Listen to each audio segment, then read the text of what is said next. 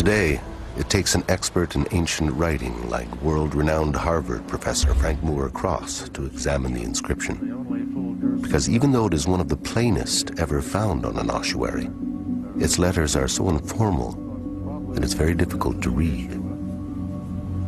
This being quite informal, and this particular one quite messy. Academics describe it as a graffiti. So cursory, it's almost as if it was meant to be read only by intimate family.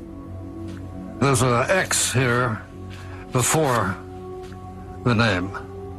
And then the name Yeshua, then the father's name is perfectly clear, Yehoseph, the son of Joseph. I have no real doubt that this is to be read Yeshua, and then Yeshua bar Yehoseph, that is Jesus, son of Joseph. Jesus, son of Joseph. Professor Cross's examination of the photograph has now shown us exactly what to look for on the actual coffin. Yud Vav Shin Ein. Yud, Shin, Vav, Ein, Jesus. Bet, Resh, son of. Yud, He, Vav, Samech, Pei, Joseph.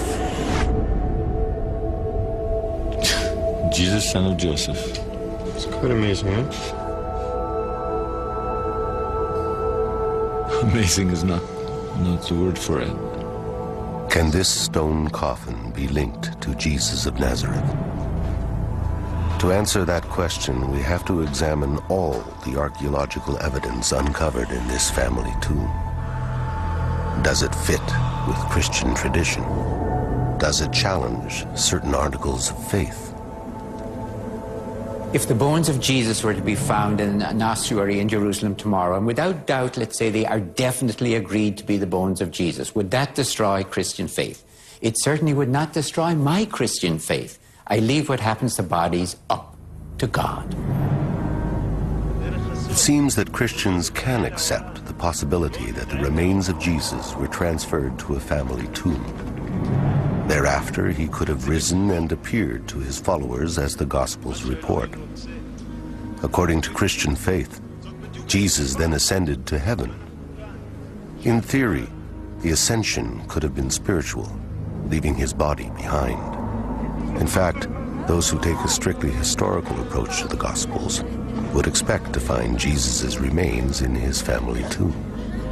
When he's first buried, it's in a temporary tomb. And later, unless he somehow magically disappears and goes to heaven, which is a position of Christian faith, but if you're going to be historical and realistic, he would be put in a permanent place of burial as a good Jew. Okay? Well, the tomb, you have to have a family tomb.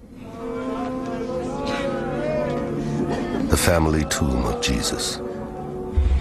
If the ossuary found in the Talpiot tomb, marked Jesus, son of Joseph, did at one time contain the mortal remains of Jesus, then all the ossuaries in that tomb would have to belong to members of the Jesus family. On the other 5 ossuaries reported to have inscriptions, we should only expect to find names from the family tree of Jesus. Jesus was the son of Mary and Joseph. But what many people don't know is that according to Christian tradition, he had 2 sisters, Miriam and Salome. And the Gospel of Matthew tells us he had 4 brothers, Simon, Judah, James, and Joseph. His adoptive father, Joseph, was descended from King David. But Joseph most likely died in Nazareth and would have been buried there, not in Jerusalem. Jesus' mother Mary, Maria in antiquity, was also of Davidic descent. But unlike Joseph, according to later Christian tradition, she died in Jerusalem. And within the same tomb as Jesus, son of Joseph, a second name was discovered. First of all, it's an ossuary found in Jerusalem. The ossuary is now housed in the basement of the Israel Museum. As you can see, the script is very simple. The Hebrew letters that create this name are Mem. Mem is for M. Reish, like R. Yud can be I or Y. And Hey, in Hebrew, it's like H in Latin, English. That makes Maria. Maria. And it's one of the rare examples of that name on ossuary in Israel. Maria, Mary, found in the same family tomb as Jesus, son of Joseph.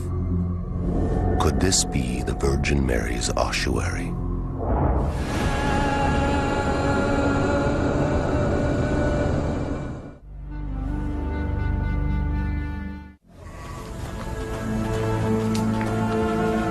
Throughout history, from the first Greek writings of Mark, the earliest gospel, the Virgin Mary's name has come down to us in one form, Maria.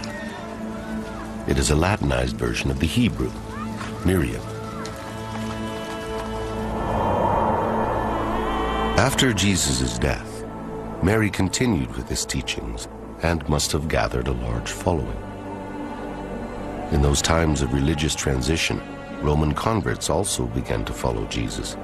And so as her popularity grew amongst his followers, Mary's name was Latinized. That is why the New Testament records her name as Maria. Written in Hebrew, the name Maria is very rare, but it's exactly what was found on the ossuary in the Talpiot tomb.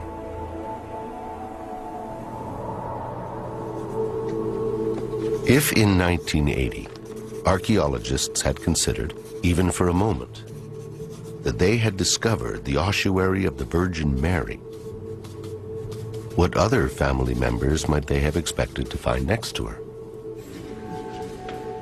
Look, Matthew. Look here. M-T Yud Hey, so Matya.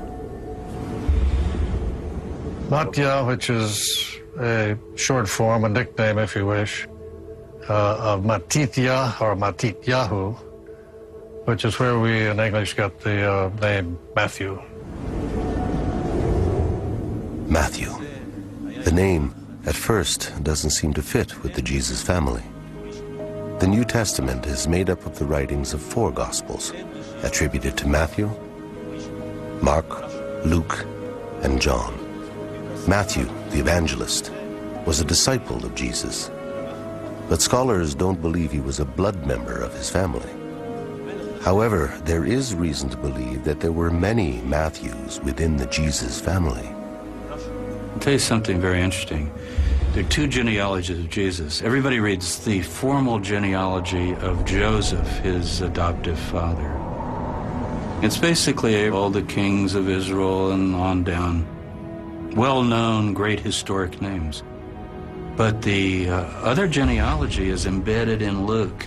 People don't notice it much. It's Luke chapter 3. You got to turn a few pages. It's Mary's genealogy, the mother. And in her genealogy, guess what? You have 5, 6, 7, 8 Matthews. Matthias. It's a Maccabean, Hashmonean name. It's a fierce name of a sort of a kingly family. It's a priestly name. You remember, Mary is related to Elizabeth, the mother of John the Baptist, who's a priest. So she's got some priestly connections there, as well as Judah, which is the tribe of the Davidic Messiah. So I don't think it's odd that we would have a Matthew in this tomb at all. In fact, it's sort of one more congruence and fitting together. In fact, unlike Matthew, many biblical names like Isaac or Jonah would have virtually disqualified the tomb as the Jesus family tomb, because they do not appear anywhere in Jesus' genealogy. There isn't a single name that doesn't fit the gospel story. Each name in the same tomb connects. Every single one of these names is gospel related. There isn't like any name like Daniel or something else. It just doesn't fit.